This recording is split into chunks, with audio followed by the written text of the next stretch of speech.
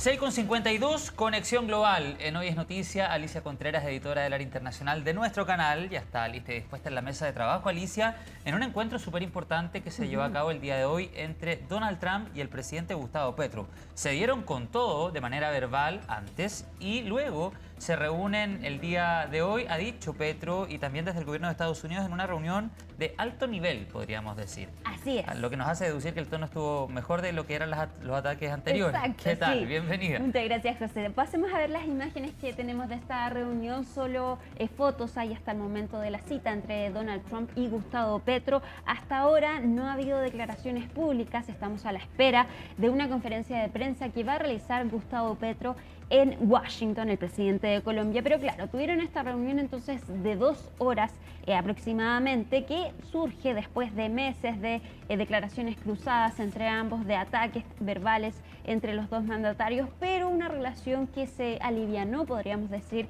en los últimos días, especialmente después de la captura de Nicolás Maduro por parte de Estados Unidos. Fue una reunión a la cual no accedió la prensa, algo que es inusual para Donald Trump, porque él suele recibir entonces a los mandatarios en la Casa Blanca, y ahí aparecen también los periodistas quienes le hacen las preguntas a Donald Trump y a su acompañante. Sin embargo, al parecer, ambos equipos de los dos presidentes estuvieron de acuerdo en realizar esta reunión sin acceso a la prensa, quizás y probablemente porque ambos suelen dar declaraciones quizás sin moderarla un poco, y es por eso entonces que al parecer ambos estuvieron de acuerdo con esto. Estamos a la espera entonces de las declaraciones de Gustavo Petro, pero sí, mira, en cualquier instante, José, va a hablar entonces Gustavo Petro ahí en Washington.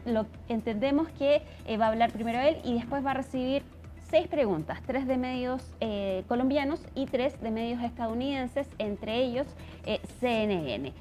Debería hablar en español entonces ahí Gustavo Petro, y va a ser la primera comunicación entonces ya formal de lo que fue esta cita. Sin embargo, él publicó en sus redes sociales, en X, una foto con el mandatario estadounidense donde está firmada con una dedicatoria de Donald Trump que le escribe: Gustavo, un gran honor, amor a Colombia. Y también publica otra foto en el que ahí tenemos la publicación de Gustavo Petro. Entonces, Gustavo, un gran honor, amo Colombia, y ahí la firma de Donald Trump. Y también publicó otra foto donde se ve que le regalaron El arte de negociar, el libro de Donald Trump, y que también le escribe en la portada: eres genial. Entonces, por lo que se ve, parece que se llevaron bien los dos mandatarios. Entonces estamos a la espera de qué es lo que va a decir Gustavo Petro, porque también previo a esto dijo el presidente colombiano que lo que une a Estados Unidos y Colombia es el combate al narcotráfico. Hay que ver si es que hablaron respecto de eso, y también, por supuesto, de la situación de Venezuela, país vecino entonces a Colombia. Gustavo Petro había apoyado a Nicolás Maduro, pero en el último tiempo dijo que Nicolás Maduro tenía un problema de democracia. Gustavo Petro también fue bien crítico de la captura por parte de Estados Unidos de Nicolás Maduro, pero en el último tiempo entonces vimos mensajes amistosos entre ambos, y finalmente acuerdan entonces esta reunión que se llevó a cabo hoy en la Casa Blanca, una cita que duró cerca de 2 horas. Hasta ahora tampoco hemos escuchado palabras de Donald Trump respecto de esta cita, pero sí su secretaria de prensa dijo que lo vio bien animado previa entonces a esta reunión con Gustavo Petro. Estamos a la espera entonces de qué es lo que diga el mandatario colombiano. Ahora, él también suele hablar largo y tendido, hay que decirlo. Pero se han establecido 6 preguntas.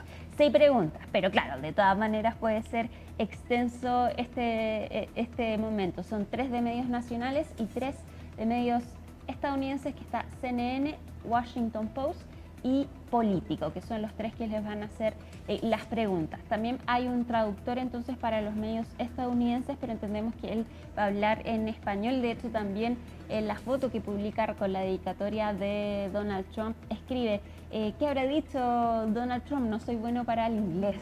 Entonces también ahí es una señal de que va a hablar en español el mandatario colombiano. Ahora, también hay que decirlo, está de salida Gustavo Petro, porque este año hay elecciones en Colombia, entonces está ya en el fin de su mandato, no puede ir a la reelección de acuerdo a la Constitución colombiana. Entonces ya se presta para el final de su ciclo político por ahora y a la espera entonces de las nuevas elecciones en Colombia.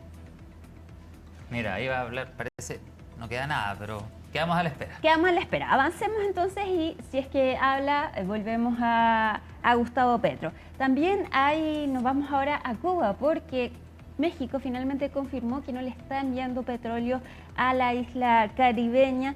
México se había convertido en el principal proveedor de petróleo a esta isla después entonces precisamente de la captura de Nicolás Maduro. Venezuela era el principal proveedor de petróleo a Cuba y ahora entonces lo estaba haciendo México. Sin embargo, la presidenta Claudia Sheinbaum confirmó que no le están enviando petróleo y esto ocurre después de las amenazas precisamente de Donald Trump de aplicar sanciones, aranceles más bien, a los países que le enviaran este crudo a Cuba. Dijo eso sí que están negociando entonces para poder proveer a la isla del combustible y que de todas maneras van a enviar suministros de ayuda humanitaria a Cuba. No hay que olvidar que Cuba está en una situación crítica de escasez de combustible, también de apagones eléctricos extensos, también por la falta de petróleo y no hay que olvidar que también hay una falta de divisas en la isla caribeña. Donald Trump dijo que al parecer están hablando con las autoridades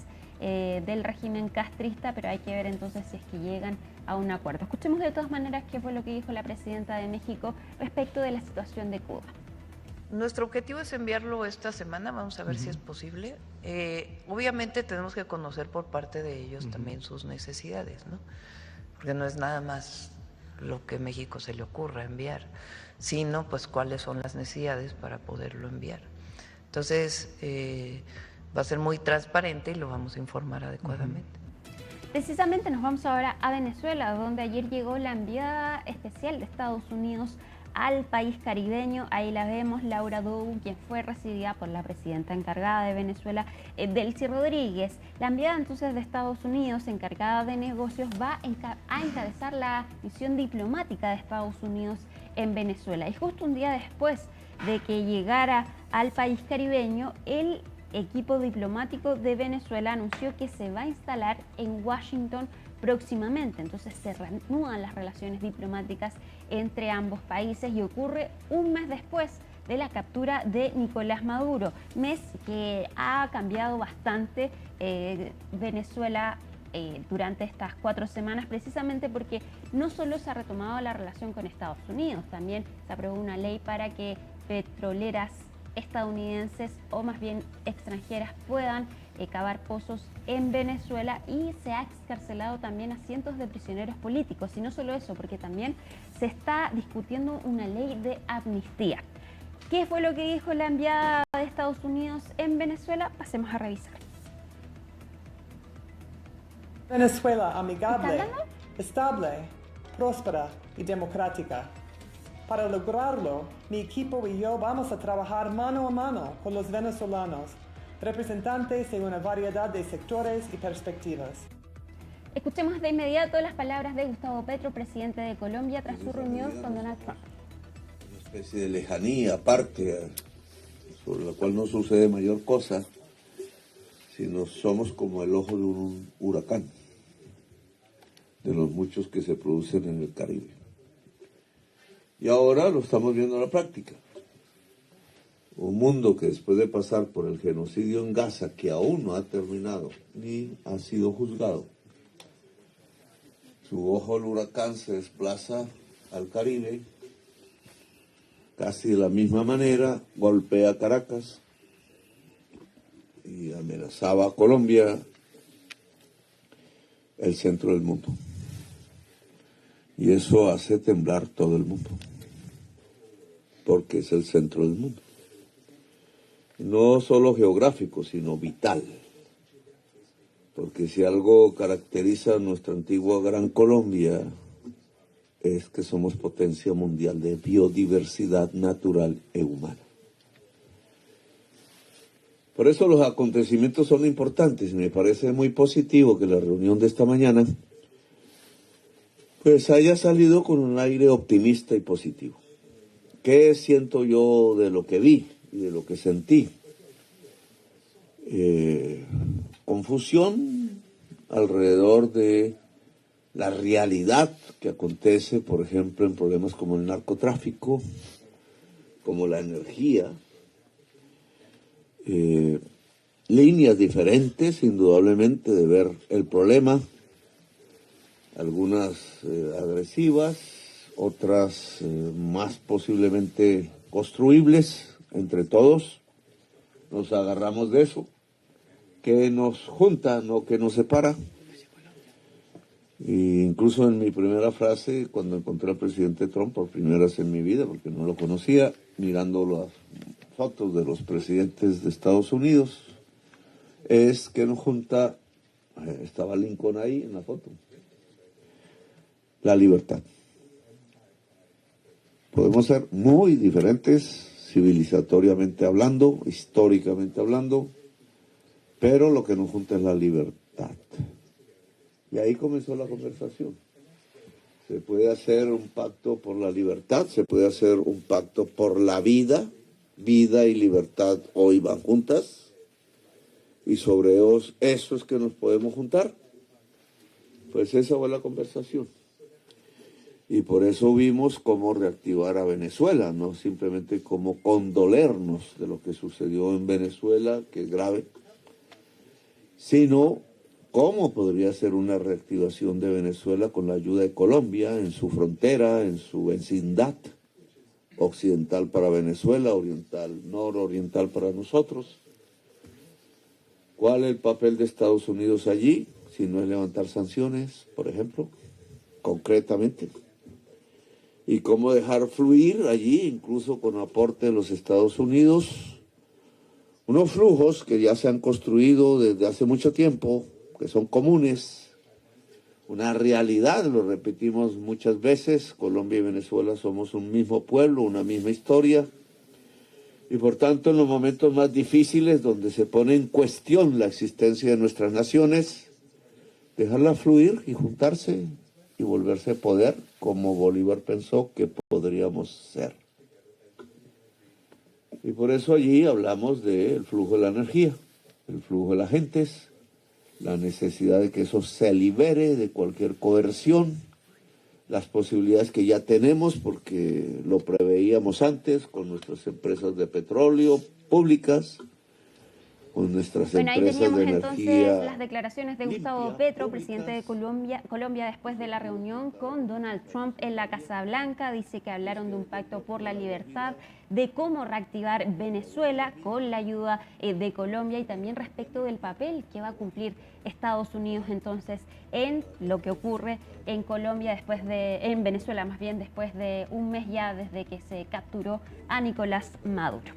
Vamos a cambiar de tema, pendientes entonces a las declaraciones de Gustavo Petro, pero también ahora nos vamos a Irán, porque Estados Unidos confirmó que su portaaviones Abraham Lincoln derribó un dron iraní que se acercó, según dicen, de manera agresiva a este buque durante este martes. Y también, horas previas a esto, 2 botes armados operados por la Guardia Revolucionaria Islámica dicen que se acercaron a un petrolero con bandera estadounidense y amenazaron con abordar y apoderarse de la nave. Estos ataques, en respuesta más bien, según dice Estados Unidos, ocurren en medio de la tensión que hay entre Estados Unidos e Irán y de la amenaza de Estados Unidos de realizar un ataque en Irán a raíz de las manifestaciones y la represión del régimen iraní frente al pueblo, y también respecto del programa nuclear iraní. De todas maneras, las autoridades estadounidenses dijeron que se sigue manteniendo la reunión que se va a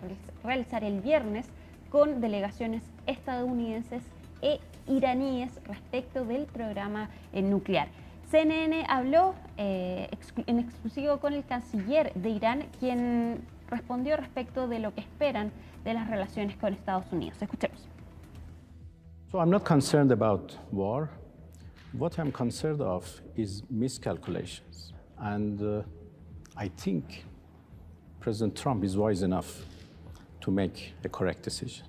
How can a meaningful negotiations process be jump-started right now? We have lost our trust to the United States as a negotiating partner.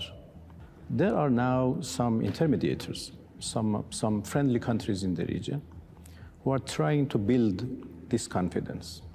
So I see the possibility of another talk if the US negotiation team follows what President Trump said, a fair and equitable deal to ensure that there is no nuclear weapons.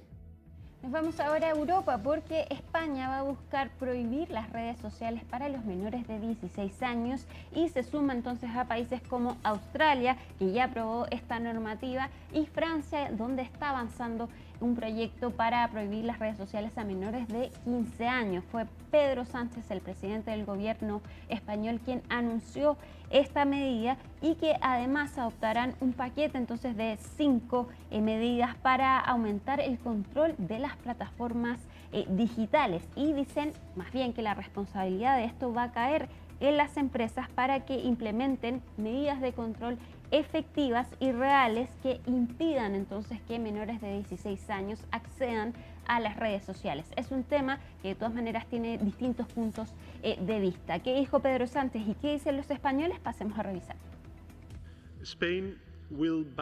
España prohibirá el acceso a las redes sociales a los menores de 16 años. Las plataformas deberán implementar sistemas efectivos de verificación de edad, no solo casillas de verificación, sino barreras reales que funcionen.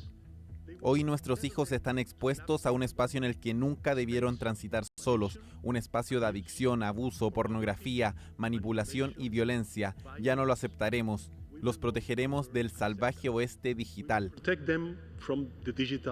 que está bien, sí. Me parece una buena medida para poder fomentar que los niños jueguen entre ellos y no estar con los móviles en los parques, que eso me parece terrible, la verdad. A ver, a mí las prohibiciones en general me gustan poco, pero entiendo que esa medida es necesaria porque creo que chavales menores de 16 años todavía no tienen capacidad de gestionar una puerta tan grande como son las redes. Estoy de acuerdo. Las redes sociales es una puerta muy grande, tiene muchas cosas buenas, pero muchas que no son tan buenas son malas. Y como no sabemos usarlo, la parte negativa, entiendo que mejor que sigan cerradas las redes sociales según a qué edades. Vamos a terminar en Washington, donde nació por primera vez en 25 años una elefanta asiática. José, mira estas imágenes que son bien bonitas. Sí, yo no había linda. visto un elefante cachorro, pesó 240 kilos. Ya. Nació ayer, de hecho, 2 de febrero, midió 98 centímetros y su embarazo duró 21 meses. Es hija de una elefanta de 2 años y un elefante de 44 años y esta especie está en peligro de extinción, por eso es una noticia importante entonces que haya nacido por primera vez en 25 años esta elefanta entonces, y ya el zoológico está haciendo un concurso para ponerle nombre. Mira, ahí hay que estar atentos entonces a las plataformas digitales. Los elefantes viven mucho tiempo, entre 60 y 70 años en la naturaleza, pudiendo alcanzar incluso 80 años. Y bueno, cuando están en otro contexto, capaz que puedan vivir hasta más. Exacto, y mira, es bonita la imagen porque Muy están bonita. enseñando a caminar también. Sí, muy linda la imagen para cerrar Conexión Global en Hoy es Noticia. Alicia, muchas gracias, que tengas una buena tarde. Igual tú. Muchas gracias. Nos vamos a la playa, Alicia Contreras. 7:11. El Quisco a esta hora, con gran presencia de nubosidad, pero gran presencia de turistas también. Pausa, ya estamos de vuelta.